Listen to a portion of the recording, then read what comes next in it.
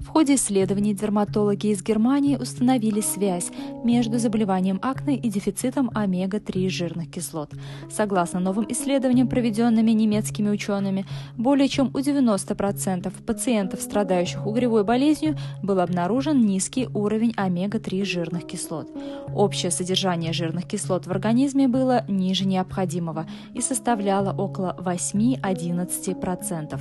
Жирные кислоты омега-3 напрямую уменьшают воспаление, стимулируют синтез противовоспалительных простагландинов Е1 и Е3, лейкотриена В5, а также снижают уровень инсулиноподобного фактора роста, главного гормона, влияющего на возникновение и развитие воспаления на коже.